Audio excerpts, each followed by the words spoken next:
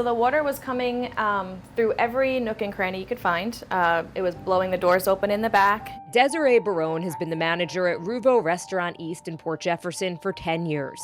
In that time, there have been 2 major floods, with water destroying the restaurant from the tables in the front to the equipment in the kitchen, even swamping cars in the parking lot. The damage it leaves behind is just catastrophic.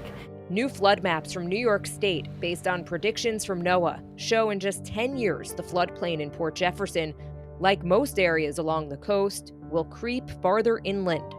As you can see on this map, the area in dark blue is the current floodplain. The area in light blue shows homes and businesses that could be at risk in just a decade.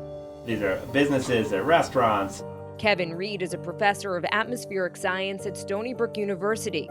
Reed says that in the past century and a half, the water around Long Island has already risen by about 15 inches, making the storm surge during a hurricane, nor'easter, or regular weather event, especially during high tide, that much worse.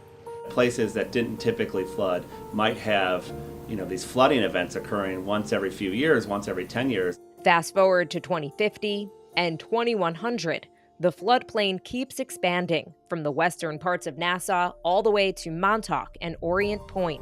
It might seem small, right? So, okay, maybe in your neighborhood it only affects, 2 or 3 houses. But if that's true across all the villages and towns across Long Island, that is a huge number of people.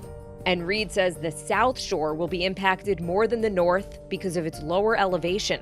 According to the new maps, this neighborhood in Belmore is at an increased risk of flooding. When we had Sandy, we had to be out for 2 months. Sandy in 2012 was considered a once-in-a-century storm. So what do the new maps mean for people who live and work by the water? That will really impact where we choose to live, right, as Long Islanders, but also it will impact the value of our homes. It'll impact the cost of continually having to build back. Can we really do this a third time if the weather is going to keep doing what it's doing? For Newsday TV, Jill Wagner.